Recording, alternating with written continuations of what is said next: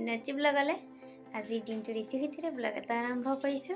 তো ব্লগটো শেষলৈ চাই থাকক আৰু শেষত জনাবলৈ নাপায়ো ব্লগটো চাই কেনেকুৱা পালে। তো ব্লগ তেনেহ'লে আজি ব্লগটো আৰম্ভ কৰোঁ। মই আজি ৰাতিপুৱা ব্ৰেকফাষ্টত ৰুটিৰ সলনি কেৰাহী পিঠা এখন বনাবলৈ লৈছোঁ আৰু মই ইয়াতে চাউলৰ গুড়ি লৈছোঁ আৰু ইয়াতে মই এচামুচ আৰু অকণমান ঘি মিক্স কৰি লৈছোঁ। তাৰপিছত ইয়াতে মই চেনি দিছোঁ। চেনিটোৰ পৰিমাণ আপুনি নিজৰ মতে দি ল'ব। নিমখ অকণমান দি লৈছোঁ।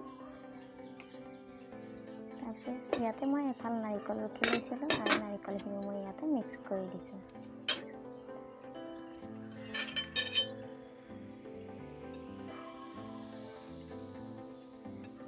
আৰু এতিয়া মই এইখিনি অকণমান হালকা কুমলীয়া গৰম পানীৰে মিক্স কৰি ল'ম। এইখিনি মই কুহুমীয়া পানী ব্যৱহাৰ কৰিছোঁ।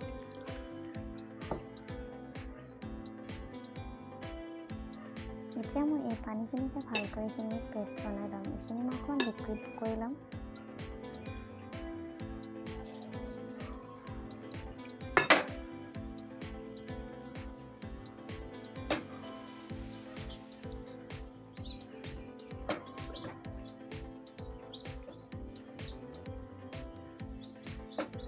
এইখিনিতে মই এনেকৈ ভালদৰে মিক্স কৰি লৈছোঁ। আৰু মোৰ এনেকুৱা টাইপৰ হৈ গৈছে। এইখিনি মই ইমানখিনি লিকুইড কৰি লৈছোঁ। এনেকৈ দেখুওৱা ধৰণে কৰি লৈছোঁ। তাৰপিছত মই এতিয়া অকণমান বেকিং পাউডাৰ ব্যৱহাৰ কৰিম। ইয়াতে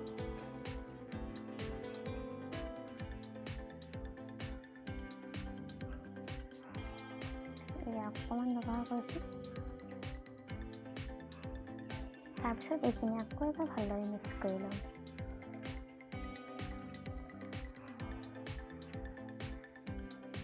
মই এতিয়া কেৰাহী এখন গৰম কৰি লৈছোঁ। তাত মিঠাতেল অকণ দি লৈছোঁ। তেলখিনি গৰম কৰি লৈছোঁ। গৰম হোৱাত মই বনাই থোৱা চাউলৰ গুড়িখিনি মিক্স কৰি থোৱাখিনি ইয়াতে সম্পূৰ্ণভাৱে ঢালি লৈছোঁ। আৰু গোটেইখিনি এনেকৈ ঢালি লৈছোঁ কেৰাহীতে। আৰু পিঠাখন এতিয়া কম জুইত ঢাকনি দি থৈ দিছোঁ এনেকৈ। তাৰপিছত এতিয়া মোৰ হৈ গ'ল। এতিয়া মই এই পিঠাখন লুটিয়াব লাগিব। আপুনি নিজৰ সুবিধামতে এই পিঠাখন লুটিয়াই ল'ব।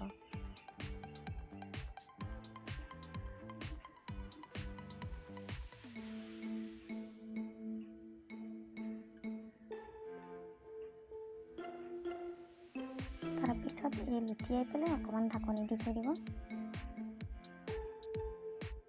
পিঠাখন বনাওঁতে এটা কথা সদায় মনত ৰাখিব, গেছটো সদায় চিমত ৰাখিব। যিমান পাৰে সিমান চিমত ৰাখিব, তেতিয়া পিঠাখন ধুনীয়া হয়।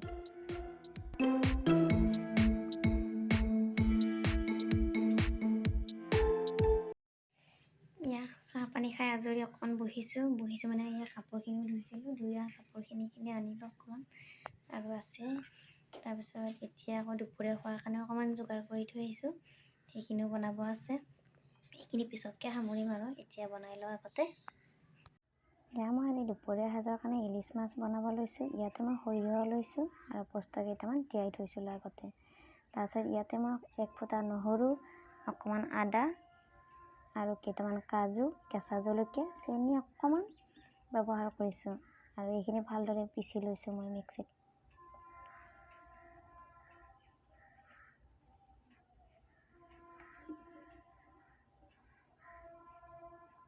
মই এইখিনি ধুনীয়াকৈ পিচি ল'লোঁ। তাৰপিছত এইখিনি এটা বাতিত ওলাই লৈছোঁ মই। তাৰপিছত মই ইয়াতে অকণমান দিছোঁ ৰেড চিলি পাউডাৰ, হালধি আৰু নিমখৰ পৰিমাণটো অকণমান বেছিকৈ দিছোঁ, যিহেতু মাছখিনি ভাজি থোৱা নাই, কেঁচা মাছ। মই এইখিনি ভালকৈ মিক্স কৰি লৈছোঁ। সাধাৰণ পানী অকণমান দি লৈছোঁ মই ইয়াতে। এইখিনি এনেকুৱা লিকুইড কৰি লৈছোঁ অকণমান, বহুত বেছি লিকুইডো নহয়। তাৰপিছত মই এপিচ এপিচ কৰি মাছখিনি এনেকৈ বহাই দিছোঁ।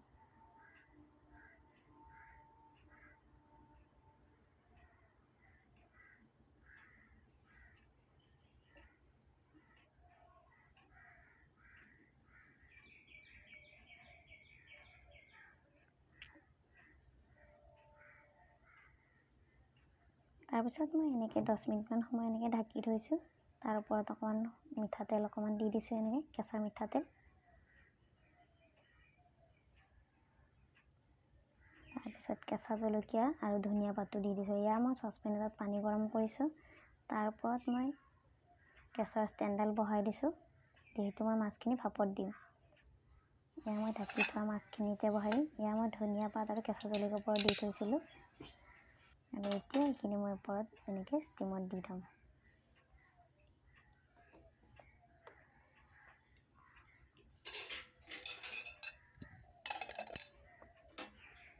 এনেকৈ দেখুওৱা ধৰণে এনেকৈ মই ঢাকি পেলাই থৈ দিছোঁ। এয়া মোৰ মাছখিনি সিজি প্ৰায় আধা হৈয়ে গ'ল।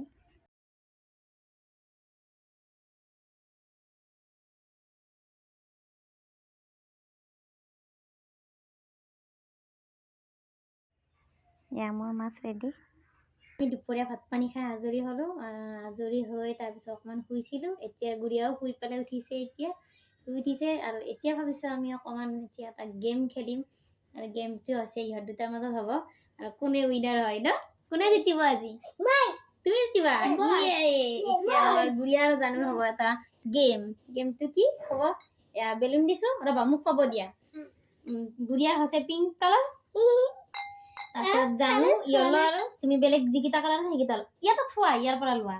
এতিয়া মই 1 2 3 ক'ম, তেতিয়া তোমালোকে বেলুন ফুলাবা, কোনে বেছি পাৰিবা, যোনে বেছি পাৰিব কোনে জিতিব। Okay okay, let's start. তুমি যদি বেছিকে বেলুন ফুলাব পাৰা তেতিয়াহ'লে তুমি জিতিবা, আৰু জানুদাই বেছি ফুটালে জানুদাই জিতিব। গোটেই বেলুন পিংক কালাৰ ফুটাও, তেতিয়া তাই জিতিব। এতিয়া মই তোমালোকক 1 2 3 ক'ম, তাৰপিছত তোমালোকে ষ্টাৰ্ট কৰিবা। অ'কে, বেলুন স্পীডত ফুকাবা, কিন্তু স্পীডত ফুকাবা, হয়নে? 49 হ'ব দে। এতিয়া ষ্টাৰ্ট কৰা। 1 2 3। গুড়িয়া ষ্টাৰ্ট কৰা, গুড়িয়া ষ্টাৰ্ট কৰা, গুড়িয়া ষ্টাৰ্ট কৰা, জলদি জলদি জলদি জলদি ষ্টাৰ্ট কৰা। হৈ যাব গুড়িয়া। দিয়া মই বান্ধি দিম। আৰু ফুলাও জলদি জলদি। গুড়িয়া জলদি ফুলোৱা, জলদি ফুলোৱা, গুড়িয়া জিতি যাবা তুমি। গুড়িয়াৰে 1 হৈ গ'ল। ন ইমান সৰু নহ'ব। হৈ গৈছে গুড়িয়া, আৰু ফুলোৱা, জলদি কৰা, গুড়িয়া জলদি কৰা।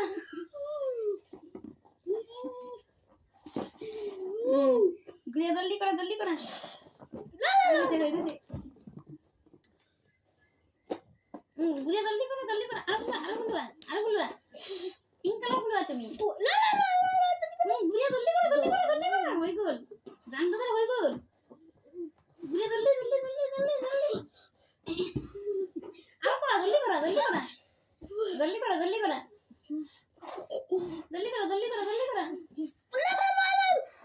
গুড়িয়া ফাস্ট। গুড়িয়া ফাস্ট কৰা, ফাস্ট। গুড়িয়া ফাস্ট। গুড়িয়া ফাস্ট। আৰু অকণ ফুকা, আৰু হৈ গৈছে। এই সৰু হৈ গ'ল, আৰু ফুলাই দিয়ে। এইটো নহয় তোমাৰ, জানুদাদাৰ সেইটো। পিংক কালাৰ ফুলা, য়েলো থোৱা তুমি। তুমি হাৰিলা, এতিয়া হাৰিলা তুমি।